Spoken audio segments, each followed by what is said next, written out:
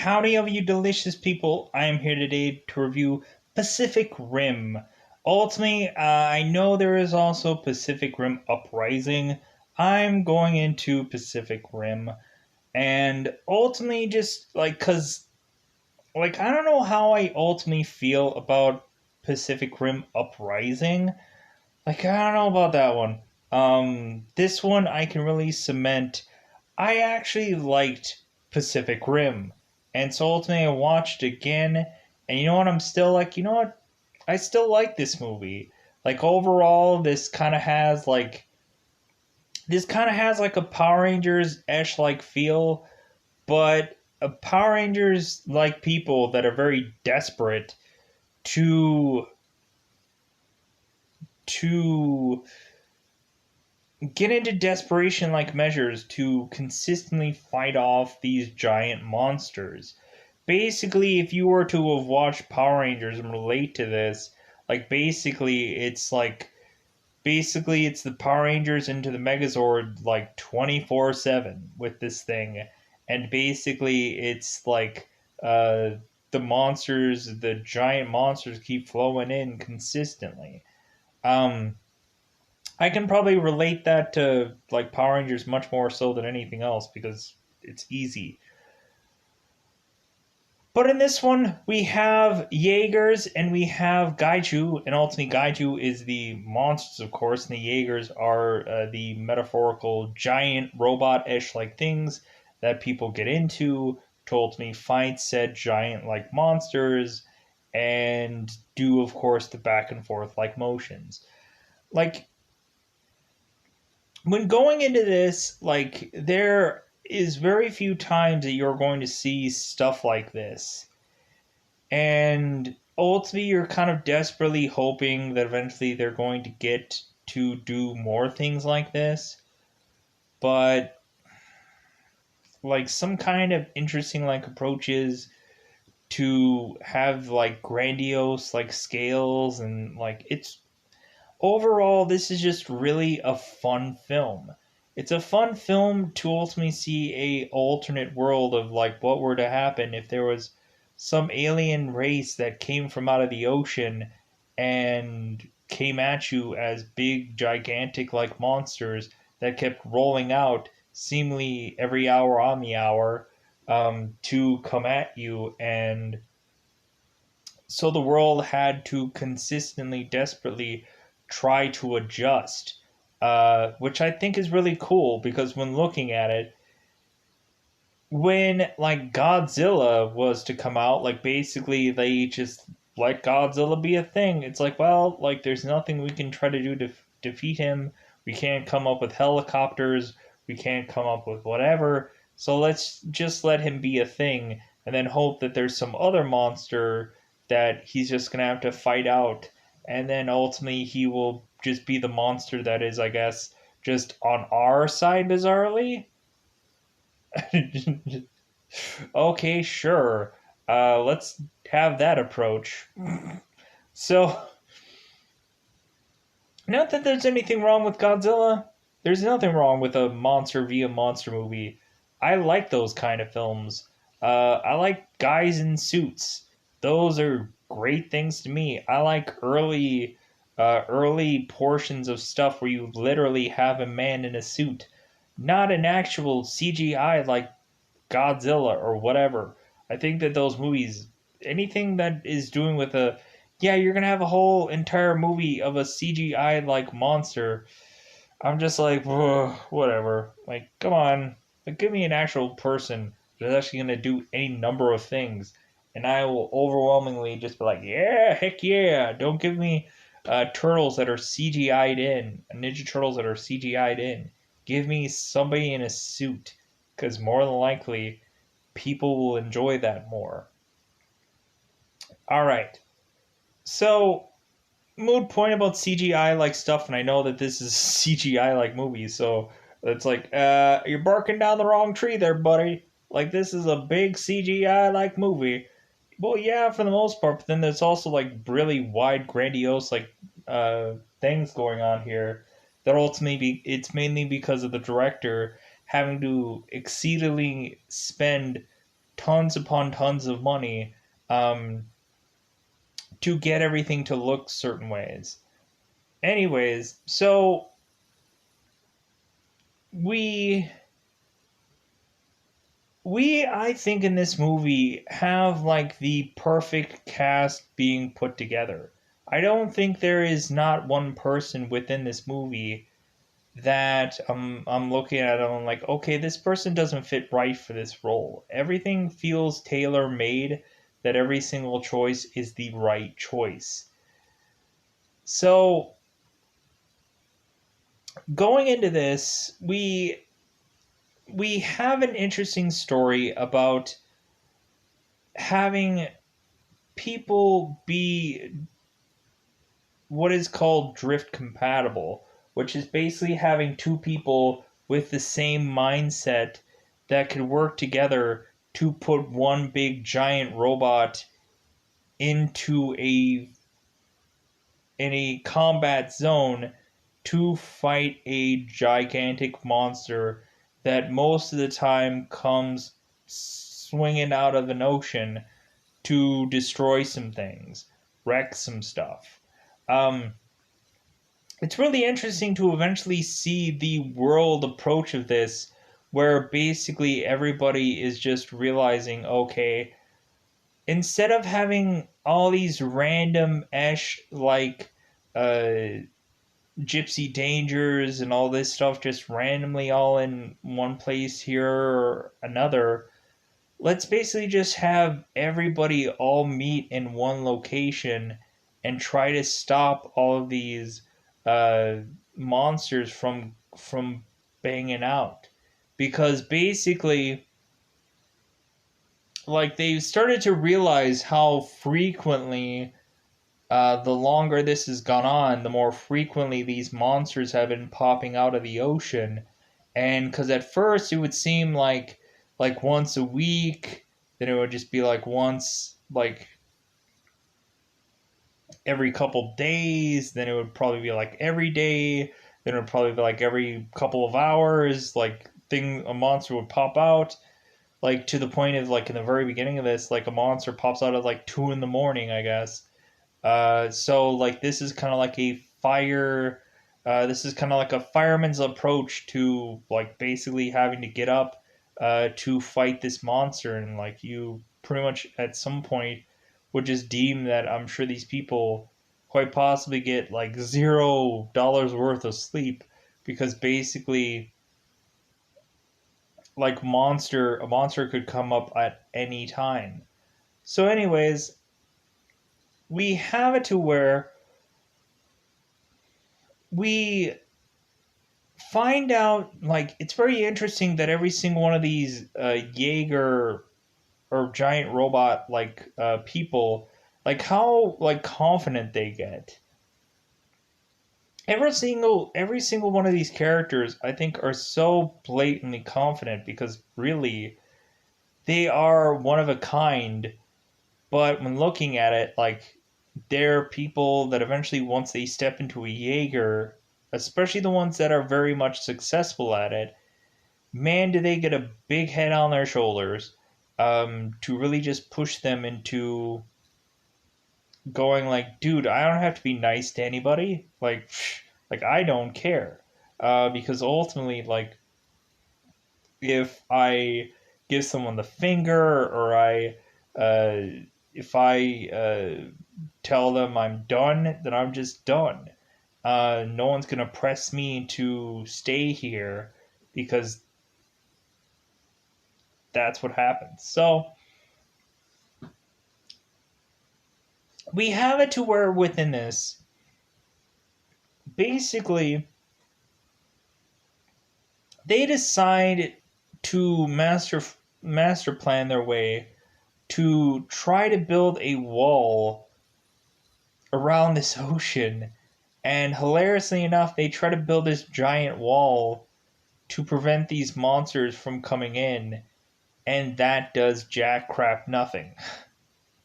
Like I remember this, like I remember seeing the pilot of Attack of the Titans, where ultimately they build like a giant wall to prevent like these big massive titans from coming in.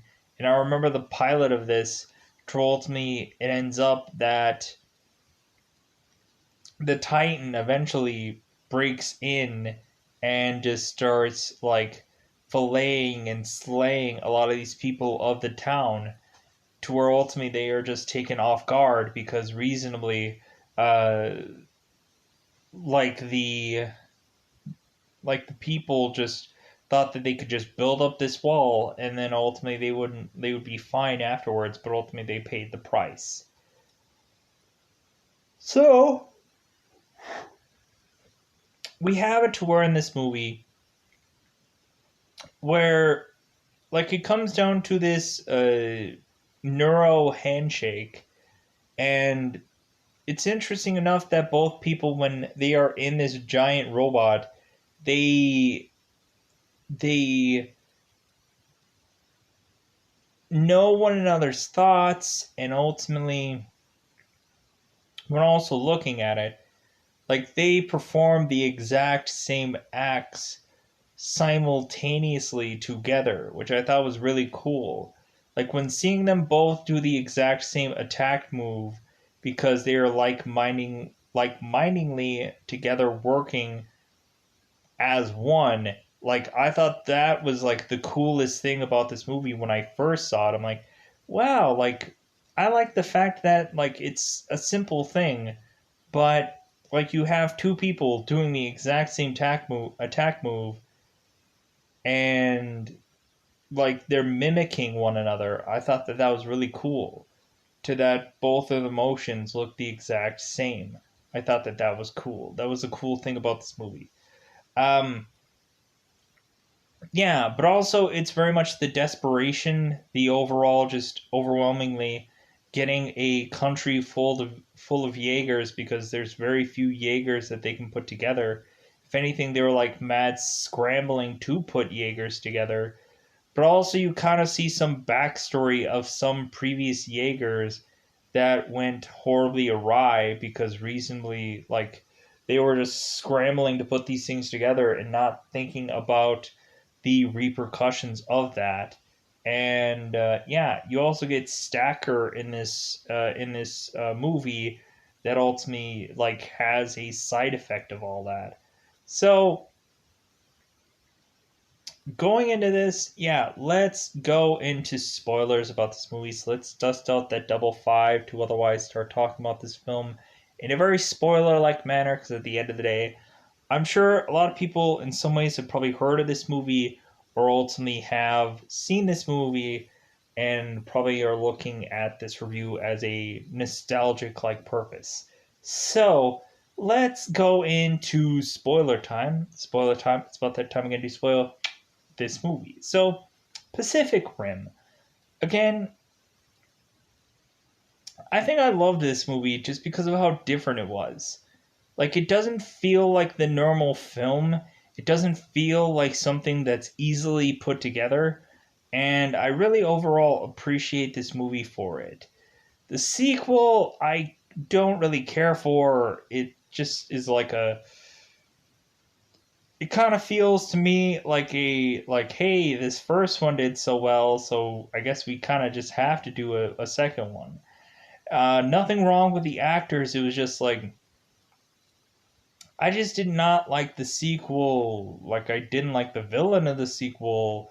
I didn't like the way of which that they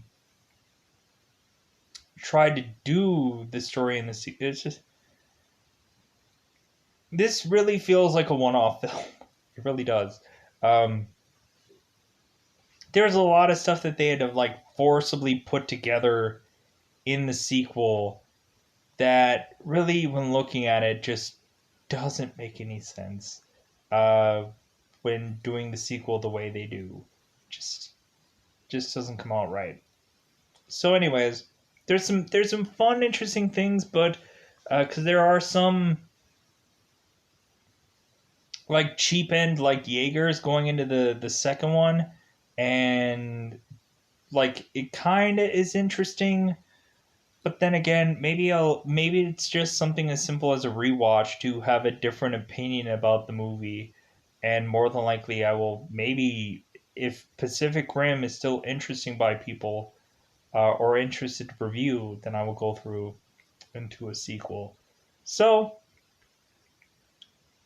let's go into spoiler of Pacific Rim.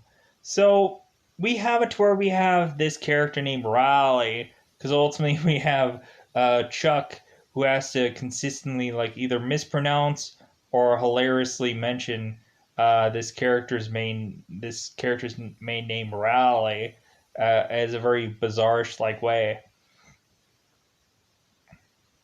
We have Raleigh, who eventually is drift compatible with his brother Yancey, and which is a like what every single one of these characters' names has a very weird like name. Not everything is like John, Bob, and Phil and Clive or whatever. Like everybody has to have like the weirdest, bizarrest names that shouldn't come up all the time but do in this movie. So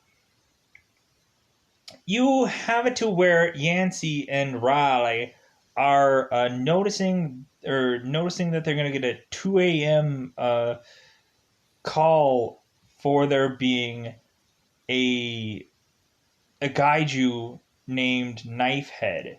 And so ultimately for them it's just like, hey, like another notch on the belt, another victory to be had. And so they kind of go in this very confident, and I think that is their downfall. Ultimately, we also get a whole snippet before of like this whole big production of us telling about how like a gaiju had first showed up and kind of destroyed a lot of things, and then eventually they crazily got into figuring out how to build Jaegers, the robots. But then they realized that not one person could drive a Jaeger by themselves because their brain would crack or they would bleed out of their nose and whatever. So ultimately, they figured out that if they have two people that are brain linked together, that ultimately have them they could have them drive one machine and work this. And so ultimately, once these people could figure out how to beat a kaiju, basically like they were instant rock instant celebrities. Like these guys were like hugely popular. They were really heavily placed on the map as really these success stories because reasonably like they were the stuff. Because when looking at it, it's like, yeah, like you have these people that could do this rare thing, which was beat drift compatible. Then on top of that, beat a kaiju, which doesn't rarely happen. Because a lot of times, at some point, some people will eventually lose. So, and eventually, like, because they have a montage of them basically having the point where they mention like, yeah, we were winning for a very long time, we were winning like it was running out of style, but like, yeah, we didn't always win. So it kind of shows them trying to desperately build up a wall to try to get these monsters to uh, to they're trying to build up a wall to feel protected. Ultimately, they're mentioning that like, why would they need to consistently have Jaegers around when they can just build up this wall? Well, at some point in this movie, the wall is rendered moot, and so then eventually they desperately just have to rely on Jaegers. And so, surefire enough, like basically they end up desperately just really realizing that they're like, well, F it, we're just gonna have to like take the Jaegers and take them into the most vital portion and just try to get rid of this whole gate system. Because they find out that the Jaegers are all going, or the kaiju are all coming from one spot consistently. So now they figured out, okay, so we are gonna come and bottleneck this one location and make it so people do not come from there, or none of these monsters come from there anymore. So, very interesting aspect to this movie. So, anyways, we have it to where Yancey and Raleigh are. I'm gonna have to stubbornly pronounce it that way, and I apologize. Anyways, moving on. So, Raleigh, Raleigh and Yancey are going out. They're going and they're thinking they're gonna have Hammerhead or Knifehead. There we go, and also like get this one boat that is in the ocean. Like funny enough, I like the narration. Like the narration of the beginning of this movie is freaking awesome. Like basically how Charlie Hannum ultimately breaks this down to us and ultimately tells us that like that you could once being in a Jaeger uh, you could fight a hurricane and win.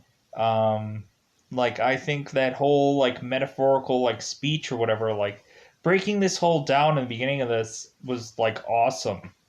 So we have Raleigh, we have Yancey, who are going and fighting Knifehead and eventually trying to get this ship. But then eventually, once they try to get the ship, they're intercepted by Knifehead.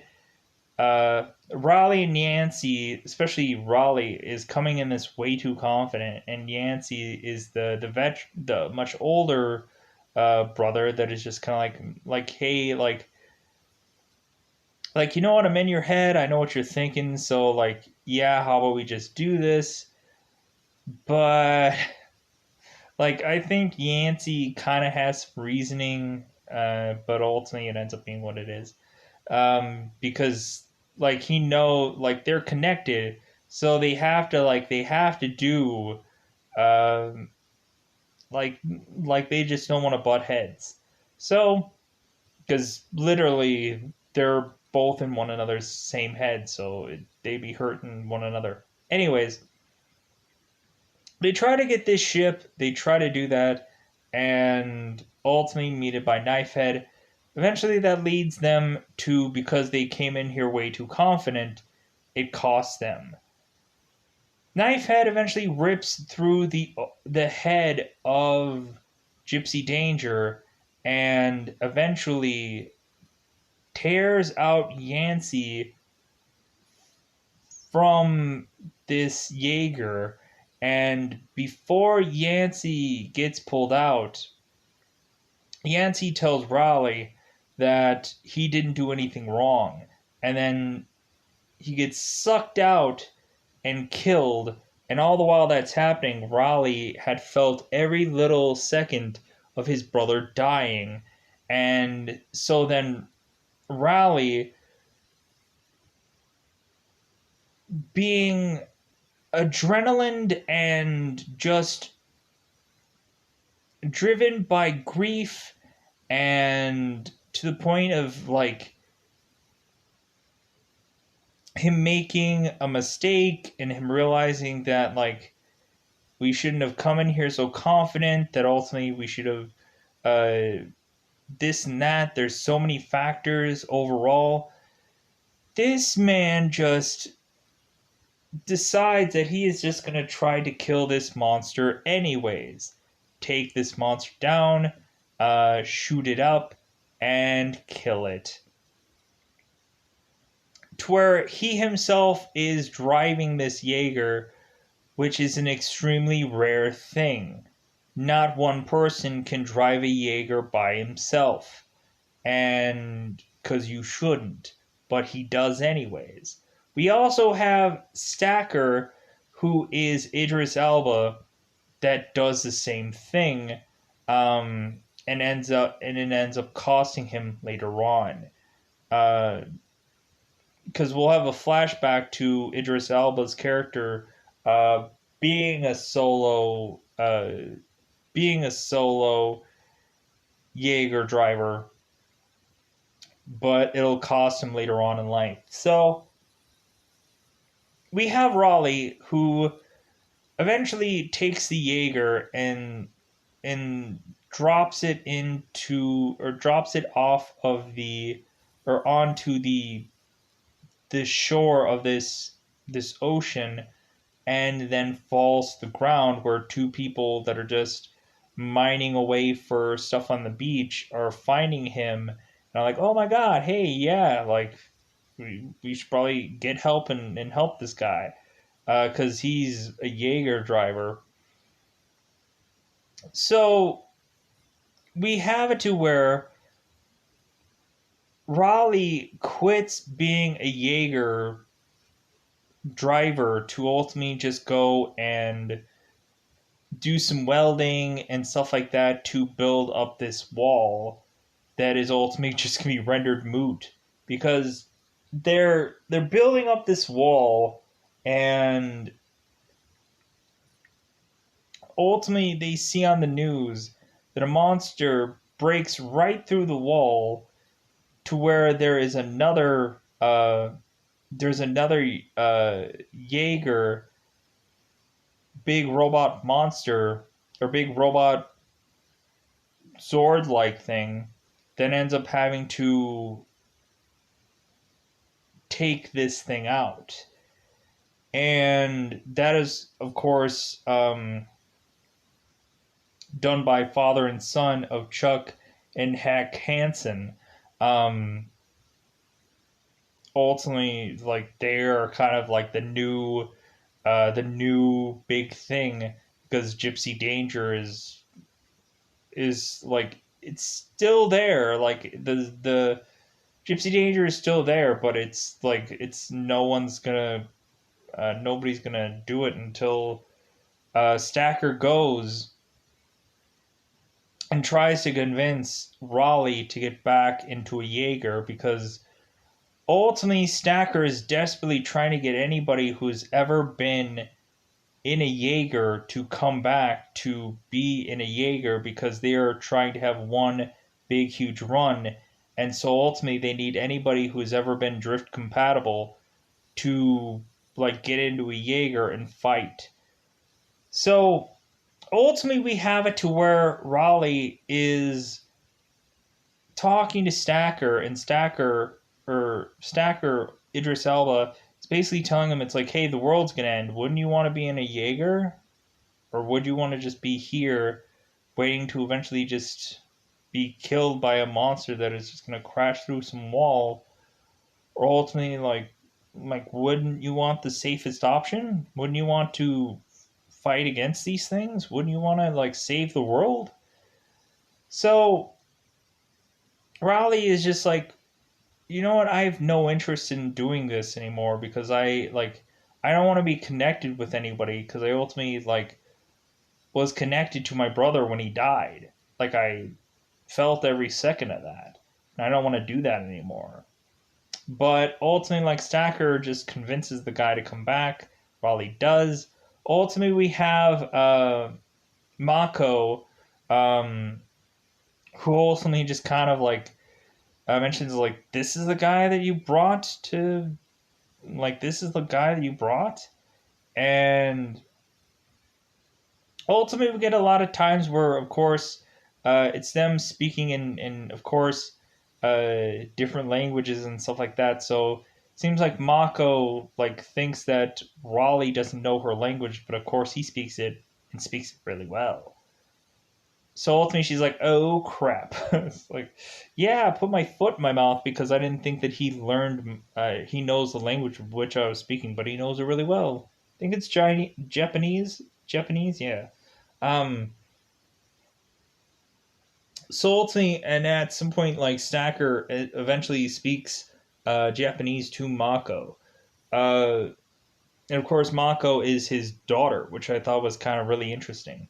So Mako basically has very much tested to be a drifter, to be a Jaeger person, and she has tested and had 51 drops and 51 confirmed kills, but that was in some kind of like test thing. That wasn't in a legitimate like Jaeger and lives are on the line and this and that.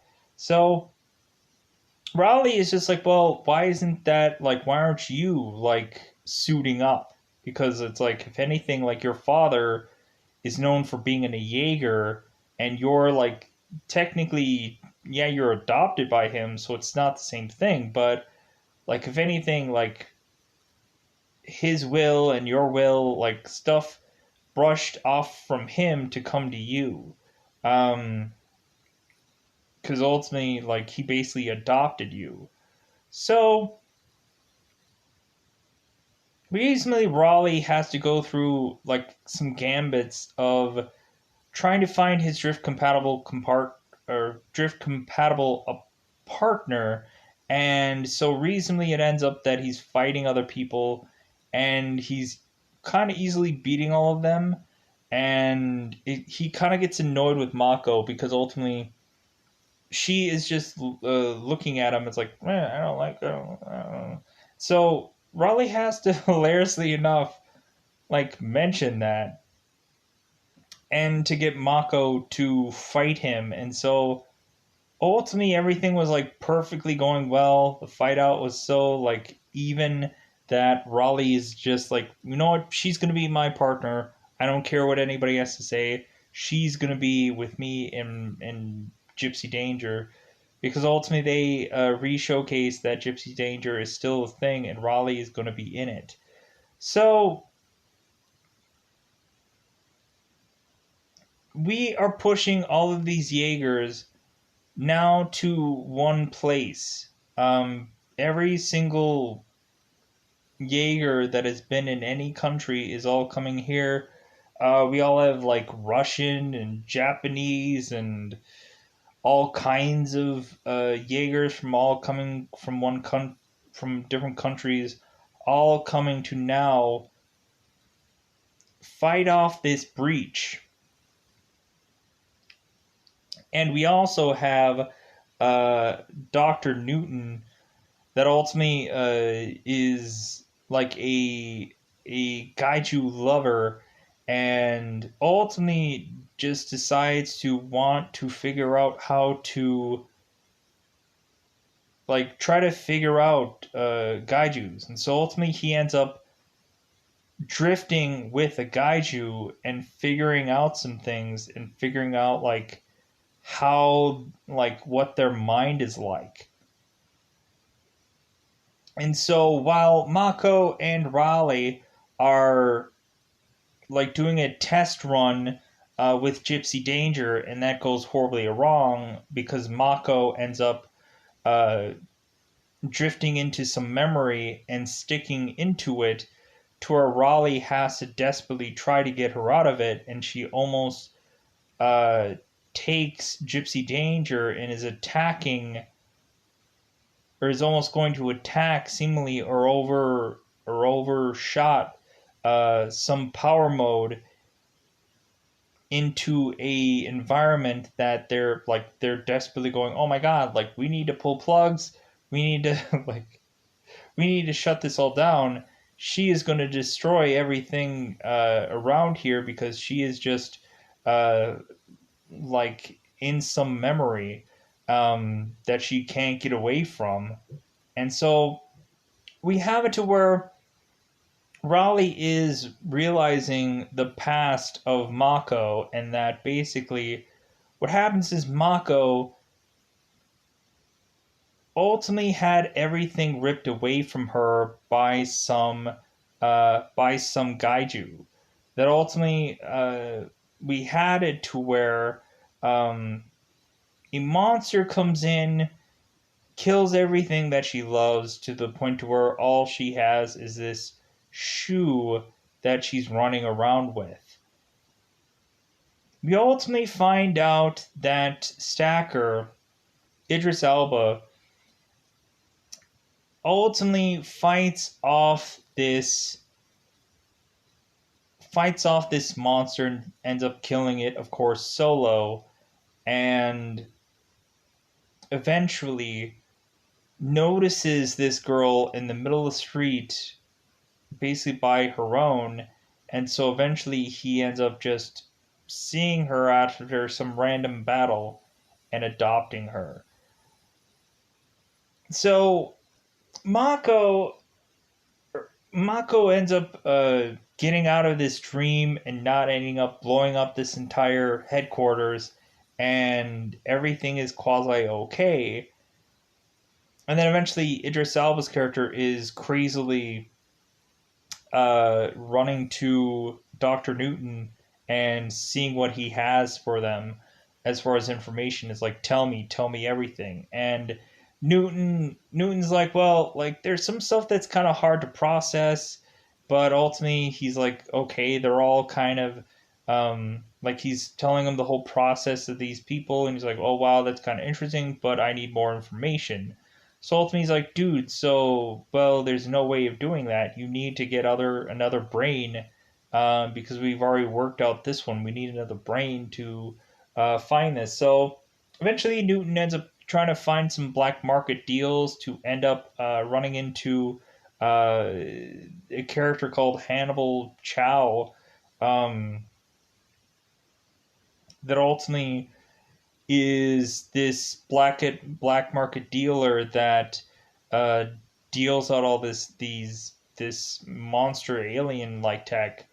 And so we have Newton that is desperately wanting to get another brain, and Ron Perlman's character is ultimately just like, no, like why would you do that? Like it's too much ammonia. There's too much stuff that you need to like take care of this brain. Why do you need a brain?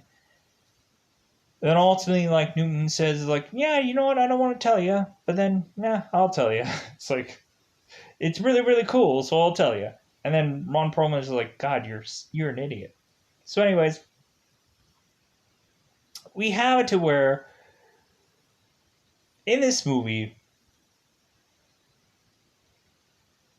Idris Elba is eventually bleeding from the nose, because ultimately we find out that all that time that Idris Elba's character had been in his Jaeger, that it slowly but surely started to kill him. And so basically, the doctors had supposedly told him that he can never step into a Jaeger again, or he will definitely die. The strain of him being in a Jaeger will kill him, definitely. And so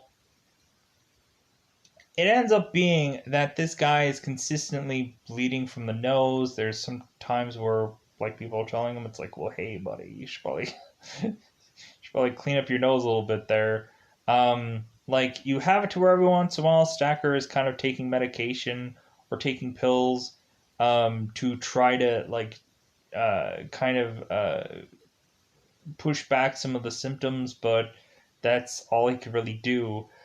So what ends up happening is that we have Chuck, we have Heck, um, or Herc, Herc, um, the Hanson father and son, that are like ultimately we have Chuck that is not really welcoming Raleigh into uh into this whole thing. He's kind of giving him crap, just because he doesn't like him.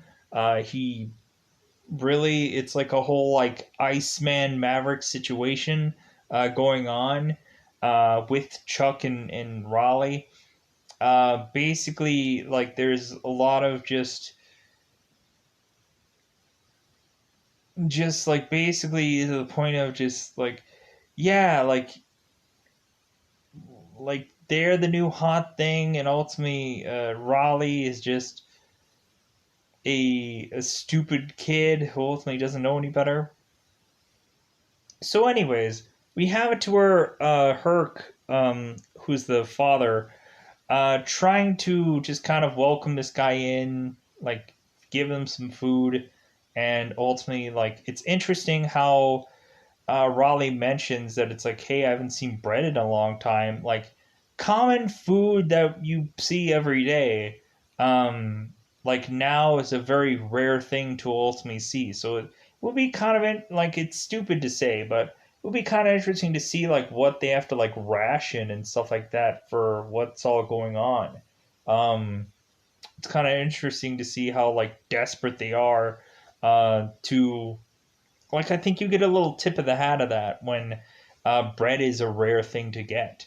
So going into this, you have rare bread, you have rare bear bread, and so anyways, um, but ultimately you have it to where Herc is telling Raleigh like they're sparing no expense to give them like the rarest food and whatever because they're Jaeger fighters, so like they kind of deserve to get like the best food that they can get because more than likely they're probably gonna die anyways.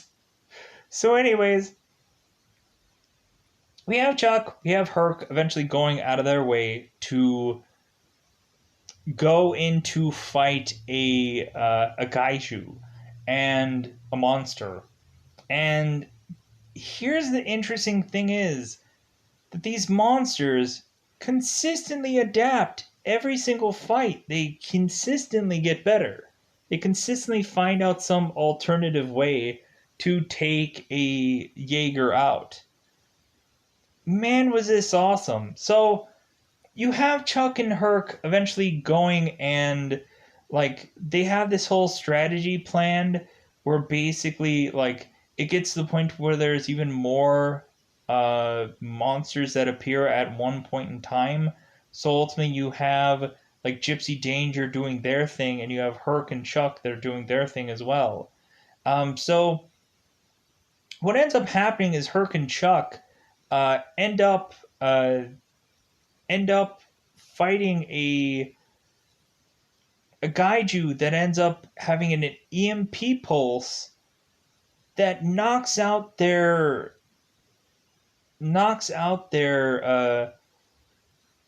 Jaeger, their robot. And so what ends up happening is they decide to do something really stupid and they end up going outside of said uh, Jaeger to keep the monster onto them by shooting out flares into this monster's face and yelling at him.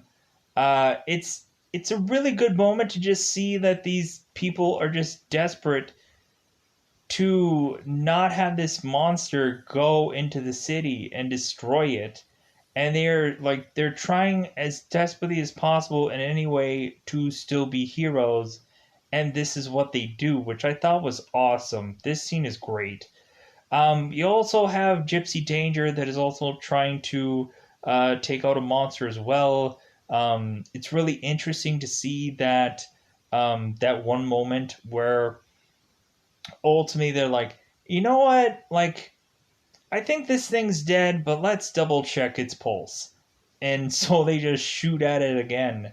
And because reasonably, it's like, we're leaving no stone unturned with this one. Like, if anything, like we're gonna definitely like these things continue like once you think they're dead, like we need to double check.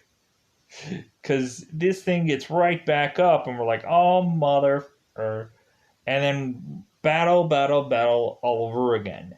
So we ultimately have it to where eventually the uh, Chuck and Herc's uh, Jaeger gets back online, but it takes quite a bit of time. So ultimately, yeah, like it does work out, but it just kind of takes a while. So we have it to where eventually, like, the monsters end up being killed off, and so they end up coming back. Really, Chuck is looking at Herc's chicken wing, his arm is basically broken. So ultimately, Chuck is basically just like, well, like he's ultimately like told to uh, come to a meeting because he's gonna have to get back into his Jaeger. Chuck is like, well, what the heck? How am I gonna like? Who am I gonna ride with? Because my dad's hurt. And ultimately, that's when we get Idris Elba's character stepping in and saying, "Okay, well, I'm just gonna ride with you. If anything, like I already know everything about you, and like I know your daddy issues, you little schmuck." So he's like I know all of your personality. I will drift with you just fine. It's like if anything, there's bigger things here because Mako mentions like, dude, why are you suiting up? If you go into that suit again, if you go into Jaeger again, it's going to kill you. And Idris Elba's character is like, well, if I don't suit up, like the world is going to end as we know it. Because basically, what ends up happening is like we have all the other Jaegers eventually being killed off. Like we have like the Russian Esh like Jaeger, like those people in that Jaeger, they get freaking drowned. And when I think the three armed uh Jaeger with the three men in it, they end up getting like pulled apart and killed off and this and that, and it ends up kind of crazily going down. Interesting enough, yeah, like I was like, man, like I really liked the whole like the three armed characters with the like I thought that was really fun. Um I like the other country Jaegers. I thought that was like I'm like, yeah, I like this. I like the diversity. Like I liked that part about this movie. So we ultimately have it to where the other country Jaegers they died. And so otherwise they're just like, well, we only have two Jaegers left. And so what ends up happening is there's a ton of Jaegers that are all coming around. And so reasonably, what ends up happening is they are trying to place a bomb to shatter this opening of this breach. So they are thinking like, well, how do we get into this? We ultimately have Newton and eventually the other scientist having to the Godalibe, the other scientist with Newton. Um, I don't know how to pronounce his name easily. Um, could be like Gargamel for all I know. But anyways, eventually what happens is these two people end up, funnily enough, both hilariously after like a gaiju ends up getting pregnant to a smaller gaiju, which I thought was interesting. It was a really cool, fun moment. Ron Perlman was basically like running from this smaller baby gaiju, and he's like, "Yeah, I knew it all along. This thing was like suffocating with his umbilical cord, and like, yeah, I knew that this thing was instantly gonna die. I wasn't afraid of it at all. Like, I'm just gonna throw my knife at it and just like, yeah." Like I knew I was going to be perfectly fine, and then all of a sudden he's gobbled up and eaten hilariously, and I'm like, okay, I guess that's goodbye to that guy, Ron Perlman. I guess that's all the life that he'd led, because mistakenly enough, he poked his face in the wrong hole, so to speak. So we have it to where both the scientists are realizing that if they drift together into one kaiju brain, they could probably get a lot more information out of this. Funny enough, we have the other scientist who eventually, once he drifts, he ends up like vomiting in some like broken toilet, and the person that had drifted with that brain before is like, yeah, like that's where I would have gone with it, because it's like this sucks, um, but we needed to do it.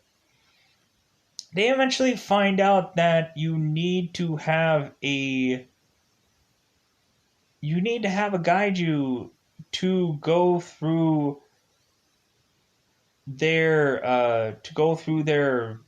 breach and to get to their world. But the only thing is, like at first they thought, oh, we can just like then we can just get like a dead corpse of anything uh, to barcode our way through into this place, but it doesn't work that way. It has to be a live or seemingly a live uh, Gaiju. So we have it to where there are too many monsters around within this place, and like both of these Jaegers are kind of just like bare minimum, like Gypsy Danger has lost like arms and legs and such, and basically like they fought so viciously through any number of places that they're kind of just really just like hoping like, man, if we can just get this done and then just be done with this. So we have it to where, of course, Idris Elba and Chuck are very much just going to sacrifice themselves, because there's too many Jaegers around. In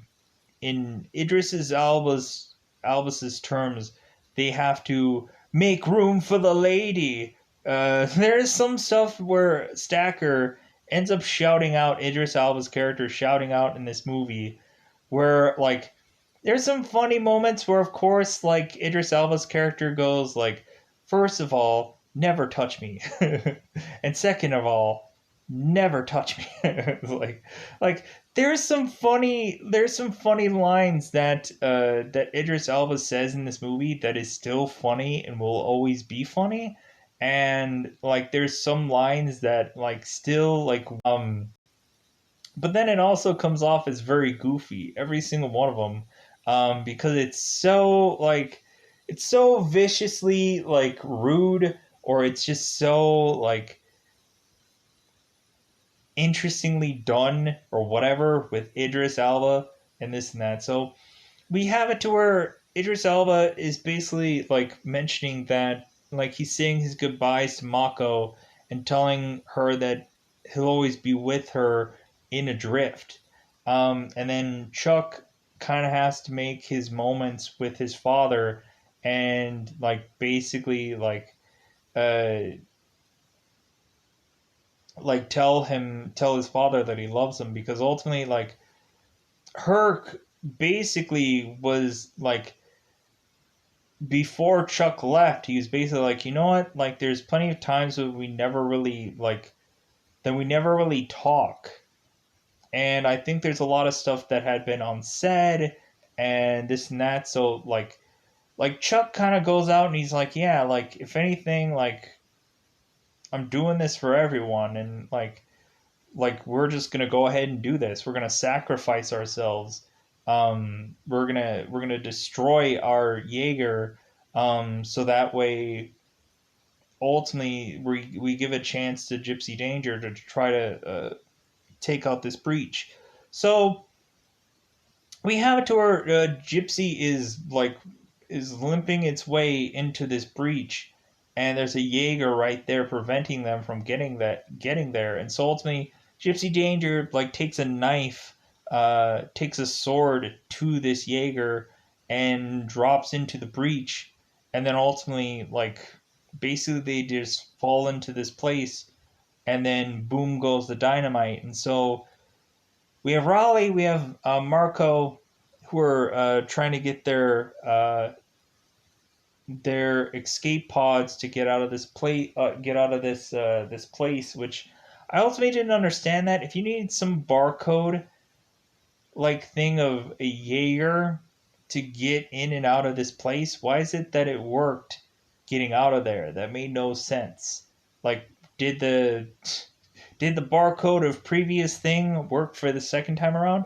Like, I would have thought that they would just had to have died in that place, and they would have died, as well as, yeah, they should have died. It shouldn't have been a victory for them at the end. It should have just been like sacrifice play. Everyone's gonna die. Everyone's gonna be sad, but then everyone's gonna be happy that they won, because that's what ends up happening. Um, the planetary thing ends up exploding, and everybody gets out alive. Mako ends up going to Raleigh and ultimately hugging him, and ultimately Raleigh ended up giving up all of his oxygen to Mako, uh, and so ultimately he couldn't breathe for the longest time. But then eventually, he once she hugs her, he's like, "I can't breathe," like so. I couldn't breathe. Anyway, so everybody wins. Hansen ends up telling him to stop the clock permanently, because the breach is done. The breach is dead. The monsters are all done with. Huzzah for everybody.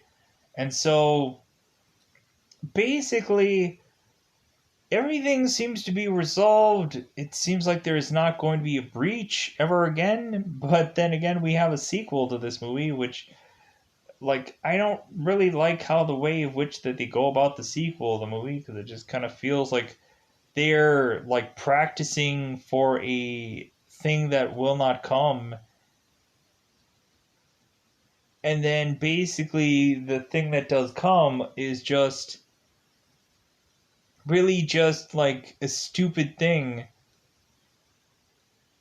that is like, oh yeah, we're never gonna get a Jaeger in this movie, but we're gonna get an equivalent of it. And I'm like, that is so stupid.